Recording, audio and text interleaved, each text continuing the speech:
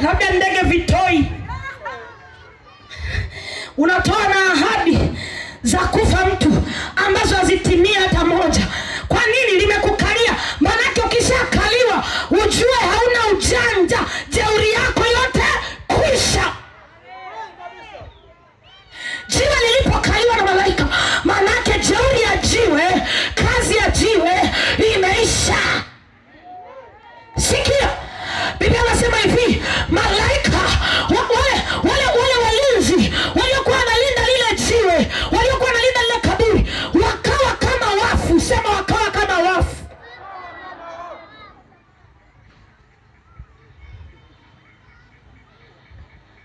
Hawakujua Yesu amechomoka saa ngapi. Wanakuja kutoka usingizini, walipigwa usingizi sio wa nchi hii, sio wa Uturuki wala sio wa Kongo. Walipigwa usingizi wa mbinguni. Haleluya, haleluya. Kuna pambazuka, wanaanza kujikunja. Bebeshi kine ale sema ale. Wanaanza kuulizana, wanaulizana maswali. Wanaingia kwenye kaburi, wanakuta kaburi liko wazi. Wanakuta kaburi liko tupu. Wanatafuta Yesu ameelekea wapi, amepita wapi. Hakuna aliyejua. Biblia inasema malaika akawatokea wanawake wawili, Mariamu na Magdalena, wakiwa wanaenda kwenda kulitembelea kaburi, wakiwa wamebeba marihamu mikononi mwao, marashi kwa ajili ya kwenda kupulizia mwili wa Kristo. Wanakutana na malaika. Malaika anawaambia hayupo, amewatangulia Galilaya. Anasema nendeni huko, ndiko mtakakomkuta. Haleluya, haleluya, haleluya. Hawezi mtu kukuhakikishia uzima ikiwa yeye hana uzima. Tunahakikishiwa uzima na mtu ambaye yeye mwenyewe ana uzima tele.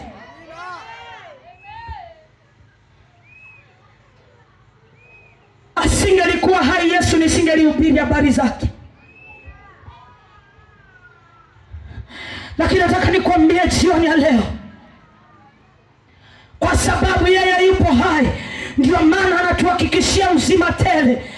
Anatuhakikishia uzima tele. Nataka nikwambie, ni kitu gani ambacho unaona kimefika mwisho kwenye maisha yako? Yupo Yesu jioni ya leo. Yupo Yesu mfalme wa wafalme. Yupo asiyeshindwa. Yupo simba wa kabila la Yuda. Yupo mbabe wa wababe. Yupo Mungu mwenye nguvu ambaye ufalme wake hauna mwisho. Wafalme wote ufalme wao una mwisho, lakini yeye kila ikapo leo ufalme wake ni mwanzo, hauna mwisho. Anaweza kutatua changamoto yako. Anaweza kutatua shida yako. Usipeleke shida zako kwa waganga. Usipeleke shida zako kwa wapiga lamuri. Usipeleke shida zako kwa wanadamu. Hao ni wanadamu. Siku yakiwafika koni, nao wanamtafuta Mungu awasaidie. Ni bora ukimbia mapema kujisalimisha kwa Yesu.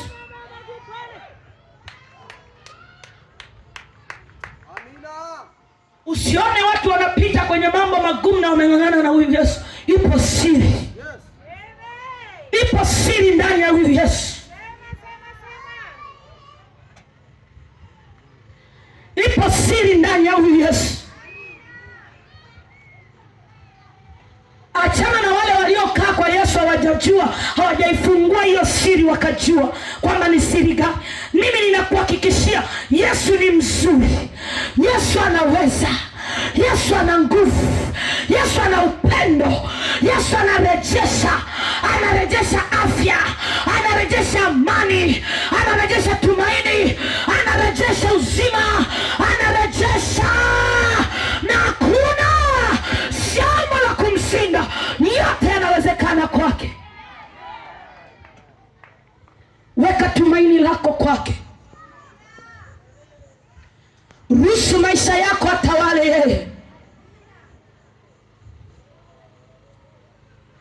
Ngoja nikwambie, kuna mtu ambaye unashindwa kumpa Yesu maisha yako. Unashindwa kumpa Yesu maisha yako kwa sababu ya watu waliokuzunguka, kwa sababu ya vitisho unavyotishiwa. Mwingine umemwona mume wako kama Mungu wako. Ngoja nikwambie, kuna saa, kuna majira mume wako hatakuwepo. Inahitaji ukae na mtu ambaye yeye ni niko, ambaye niko.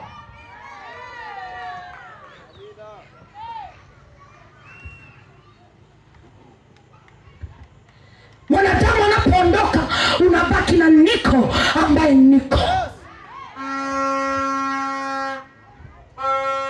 Ruhusu jioni ya leo aingie ndani ya maisha yako. Ruhusu jioni ya leo afanye mabadiliko. Ruhusu jioni ya leo atawale maisha yako. Hayatabaki ya kawaida. Bwana Yesu asifiwe. Ngoja nikupe ushuhuda huu wa yale ambayo Mungu ametenda kupitia mkutano huu. Alafu baada ya hapo tukaombe.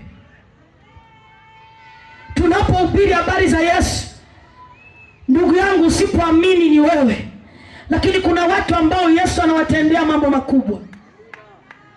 Kwenye mkutano huu kuna mwanamke mmoja ambaye alikuwa na mimba imeshafika miezi 9. Anatakiwa ajifungue, ameshapitiliza muda. Amepitiliza muda. Lakini akadhamiria ndani ya moyo wake kwamba nitaenda kwenye mkutano. Cha kwanza alikuwa hajaokoka, akaokoka.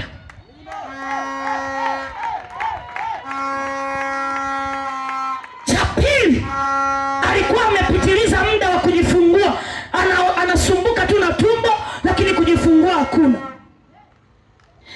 Neno la Mungu linasema hivi, akusamee maovu yako yote, au akuponya magonjwa yako yote, au komboa uhai wako na kaburi. Nikwambie, hata sisi tuliookoka watumishi, njia ya kwenda kumwona Mungu lazima tuvue huu mwili.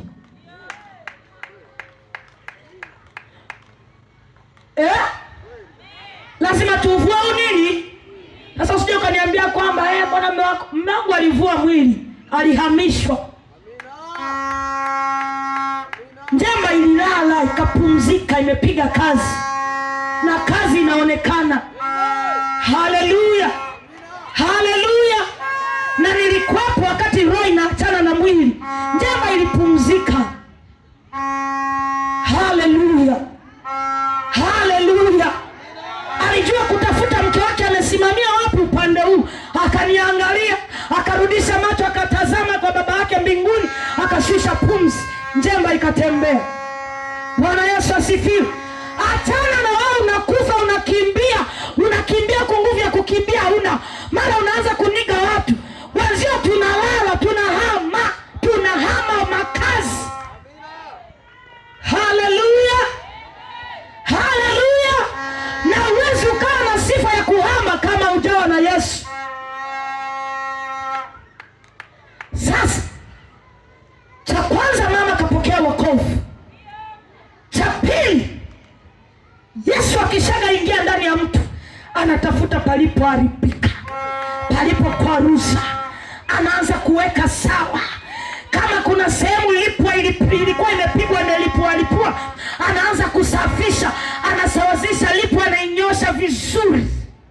Haleluya. Akaingia mle ndani, akasema namhitaji mama. Nikafuatwa, nikaingia mwanda, tunapiga tu story. Nikaanza, mama vipi? Mimi nimeshafika kujifungua muda mrefu na nimeshapitiliza. Nikamwambia unataka nini? Kesho nataka uwe mkutanoni au nataka uwe government? Akaniambia kesho nataka niwe government. Nikamwambia mama, kesho uwe government kama ulivyosema. Huyu mtoto ni baraka, ameingia sio balaa wala sio mzigo. Sasa kama muda umeshafika, ninazungumza na huyu mtoto. Nikamwambia weka mikono yako, maana tukiweka ya kwetu tunaweza kusema tunawekaga na vinani. Hatuna, tunaji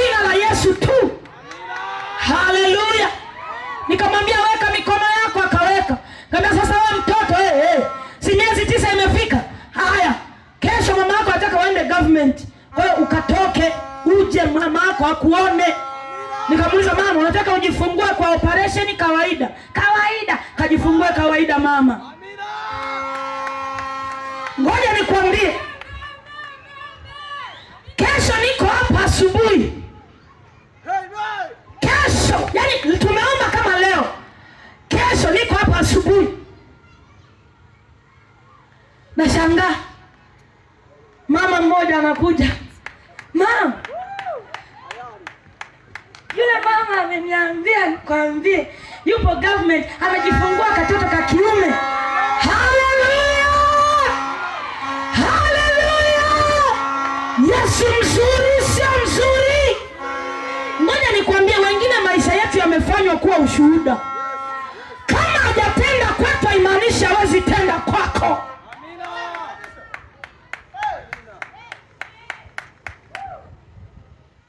Mbona yeye? Paulo aliomba, alikuwa na mwiba. Wachungaji, si tunakubaliana? Alikuwa na nini? Na mwiba. Akaomba, Baba wa mbinguni akamwambia, neema yangu ya kutosha. Lakini jiulize, nikuulize, Paulo, miujiza ilitendeka kupitia yeye, haikutendeka? Haleluya! Ili Mungu asitende, labda niingie kwenye dhambi. Dhambi peke yake ndo adui na Mungu. Lakini ukitunza maisha yako, kakaa na Mungu, kile ambacho hajafanya kwako, ukiwa sawa sawa na Mungu, atafanya kwa wengine. Na hiyo inatosha kushibishwa nafsi yako kwamba Mungu yupo na wapa thawabu wale wamchao. Haleluya! Simama kwa miguu yako. Mama kaenda asubuhi, kafika na kujifungua katoto kake ka kiume, anachekelea na mtukuza Yesu. Haleluya! Hebu nikuombe jioni ya leo. Upo mahali hapa, hakuna muujiza mkubwa kwenye maisha ya mtu kama kuupata wokovu. Upo mahali hapa jioni ya leo, unasema namhitaji Yesu aingie ndani ya maisha yangu, awe Bwana na Mwokozi wa maisha yangu. Hapo tu ulipoinua mkono wako juu, ambaye unahitaji kuokoka, ambaye unahitaji kuokoka, inua mkono wako juu. Wow! Kama wote tumeokoka, basi tumpe Yesu makofi. Ni mgonjwa, una shida yoyote ile, hata kama umeshaenda kuwaona madaktari wakakwambia haiwezekani, yasiyowezekana kwa mwanadamu kwa Mungu yanawezekana. Ni kuombe tu, inua mkono wako juu, alafu usogee kwenye hilo eneo la mbele hapa ambalo ni kavu. Hapo tu ambapo ni pakavu, fanya haraka. Wakati wagonjwa wanasogea, naomba wote makutano tuinue mikono yetu juu. Baba, ninakushukuru kwa ajili ya injili ambayo imehubiriwa jioni ya leo. Asante kwa sababu mtumwa wako nimezinena habari zako. Asante kwa sababu wako wengi waliosikia, wako wengi ambao wamepokea, wako wengi ambao watashuhudia na kutoa hesabu ile siku ya mwisho ya kwamba walihubiriwa na waliisikia injili. Baba, ninakushukuru. Asante kwa sababu wakati huu wapo ndugu ambao ni wadhaifu katika miili yao, ninawaleta mikononi mwako Bwana. Saa hii kwa mamlaka ya jina la Yesu, hakuna kazi mbaya inayotoka kwa mwanadamu au inayotoka kwako Mungu. Kila kazi mbaya mwanzilishi ni Shetani. Sasa ninasemesha hizo kazi mbaya, haribika kuanzia sasa, kwa jina la Yesu Kristo, toka achia huyu binti, toka achia huyu mwanamke, toka kwa jina la Yesu. Watumishi tuweke mikono hapa. Toka kwa jina la Yesu Kristo, toka kwa jina la Yesu Kristo. Toka achia roho za giza, toka achia roho za mizimu, toka achia majini, toka achia magonjwa kwa majina yenu. Achia kwa jina la Yesu, achia kwa jina la Yesu. Uwe huru kwa jina la Yesu.